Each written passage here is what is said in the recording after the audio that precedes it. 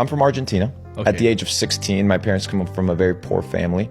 We lived in a small little village of like 18,000 people, about 2 hours away from Buenos Aires, the main city. And at the age of 16, I was tired, just saturated with this bullshit of working a job, following the career path that you were meant to follow. Because I realized one thing, bro. I realized all these people that are giving me advice, do I want to live the life that they live? And when the answer was no, then I wouldn't listen to them. So when my parents said, hey, you should do this, you should go to this university, you should go to this location, you should hang out with these people, you shouldn't say this or you shouldn't do that. And then I evaluated the outcome of their life as much as I love them. I was like, well, I don't want the life that my parents have. I want a different life. Therefore, I have to achieve different things and I have to input different results. And I have to do different measurements of business if I want to elevate. I can't be doing what my parents do. If my parents are doing 50K, 100K a month, I can't be capped by that mindset. I can't be capped by that information. So at the age of 16, you moved to US. My uncle, in fact, is a pilot. Since we couldn't afford, the ability to sit in a regular seat because I couldn't buy a ticket, my uncle let me sit in the flight attendant seat. So there I was at the age of 16 with $200 that my parents gave me in a suitcase on my way to America. Alone. So I went from, working, cleaning toilets, power washing streets, to knocking doors, sleeping in my car, homeless, working at restaurants, washing dishes. What was your first job in the US? My first job in the US was pressure washing basketball courts. Wow.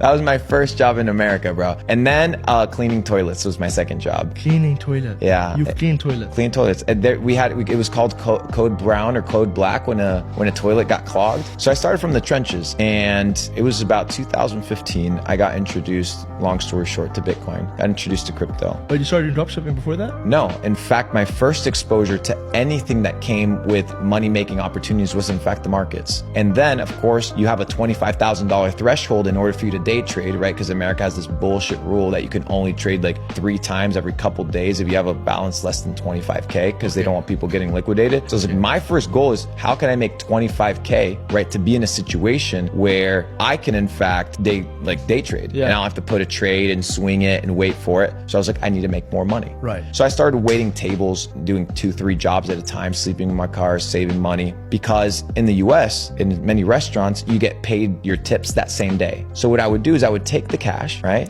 I would go to Wells Fargo, the ATM in my car. I would deposit the money. It's so vivid in my mind. I would deposit the money. It would be instantly reflected, the balance in my bank account. Yeah. And we would spend half of the budget buying crypto, right? On Bitstamp. And then the other half, it would be our advertising budget for Facebook ads for that day. So we were on a day-to-day basis. You were selling something on Facebook? Correct. So we started drop shipping probably about 6 to 7 months after I got exposed to the markets. We did extremely well 2019, 2020, made a couple $1 million, and then rolled over my entire net worth, every single penny of my net worth into crypto in 2020. In the crash of March, I remember we were playing Call of Duty. I rented a villa in Miami while everybody was freaking the fuck out about COVID. I was just chilling, making my money, making my moves. And I realized that this was my event to get rich. This was my moment. So I set all my buy orders on Bittrex and on Kraken. And I was buying order blocks of Ethereum, $10,000 every order block at like $90 a piece. Yeah. And then we were buying Cardano at half a penny.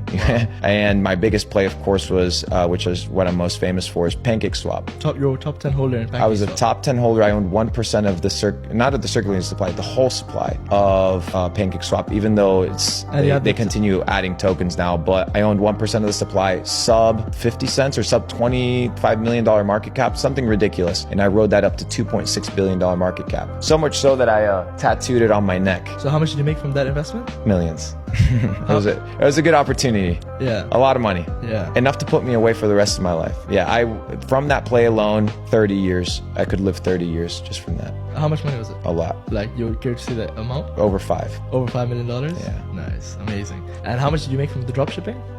Generated over 16. $16 million revenue. Damn, that's crazy. Yeah, easy light work, bro.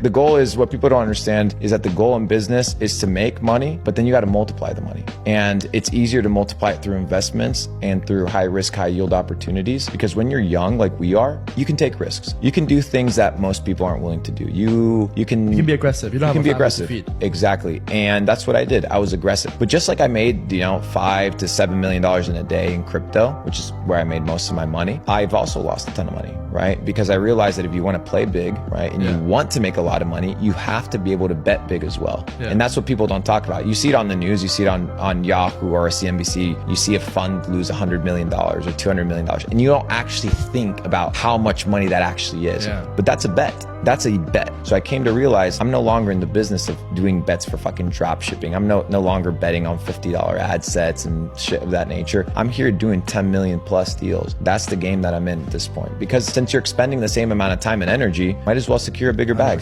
Yeah. Oh yeah, I'll tell you what my biggest niche was. My biggest niche was home products. Why? Because I understood that I needed a few things in order to succeed in drop shipping. One is I needed an evergreen market. I needed to sell a product that wasn't a one-off. I couldn't have one-time customers. I needed repeat customers with long and high lifetime value retention. I needed my customers to be worth more than fucking $14 and spending a ton of money and paying Zuck to give me these customers, because I understood how complicated it was going to be, because the model was very simple, therefore it could be replicated. Yeah. So I was like, okay, let's make our money with drop shipping. It's really good, but also we need to be adapting on everything that's back end, our SMS flows, our email marketing, our ability to build a funnel of products based on. Where'd you learn all this stuff from? Bro, it's all on the internet, and it's logic. If you're thinking about a customer journey, right? Let's say you enter into my business. A lot of this has to do with logic. People are like, oh, where did you learn this shit? Where did you read this? Sometimes you just have to sit down and analyze. Sometimes you just have to sit down and think. Most people don't think. They don't have any time to think. They're always scrolling away, and they have time. They don't make it. Yeah. They don't make time to. They don't make time to think. And when you understand that thinking is actually a skill, you begin to develop it. Yeah. Thinking is a skill set. I spent, in fact, it was about 8 to 12 months sitting around a fire. Literally, it was my job to sit around the fire, and we were just masterminding. I would bring different people into my house. I would come spend a few weeks with us, and we would literally sit down and mastermind. I didn't make money for that period of time. We were making, 100, 200K a month, light work, but I spent my entire time developing how to think. And what I realized is, with drop shipping specifically, is that in order for you to have a winning niche, you need a couple things. The first one is an evergreen ecosystem, your ability to continuously sell in perpetuity. Okay. The second thing is you need a big enough audience. Okay. So your pool of customers, if you're trying to scale to $1 million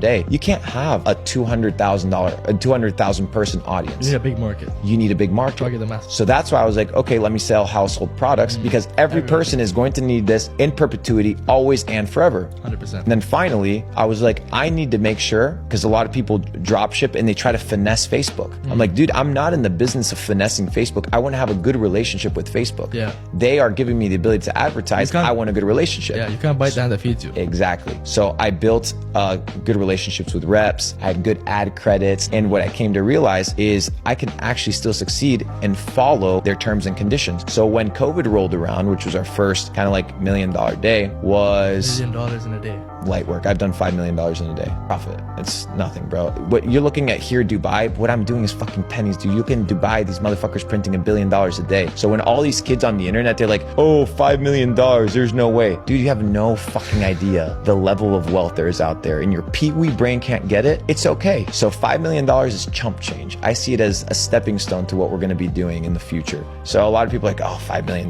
show the receipts. Bro, motherfuckers out here doing $1 billion a day. And the receipts are there because they've seen your projects. Oh yeah, you can see the projects. You can literally go on my highlights where I'm literally telling motherfuckers to literally buy every single thing that I bought. I told people to literally buy Bored Ape Yacht Club at 4 ETH, where I was literally buying them up. People didn't listen. I told people to cash out of crypto at $4,000 in ETH. I sold all my ETH at $3,950. Every single penny of it. I have order blocks on my Binance that show $1 million to $2 million sales at that price. Most people were greedy at the time. They wanted to hold for more. Most people are gambling. Most people don't understand that the goal is to accumulate wins. It's compounding wins that matter. It's not this idea of One big, massive one win. big win, dude. I'm in the business of big wins now, but when I started off, I wasn't in the business of a big win. I needed consecutive wins. Why? I needed to build up my self-esteem. I needed to build up my dubs, and I needed to build up the confidence that I could actually do bigger deals. So anyways, so then the final aspect of this dropshipping ecosystem was, like I said, having a good relationship with Facebook and having a good relationship with the advertising platforms and making sure that you can follow the rules and you can succeed that way. Why? Because they will push your stuff if your content and your product and your ad is good, right? Because if they're pulling people out of the platform, they want to make sure that the customer is having a good experience. Right.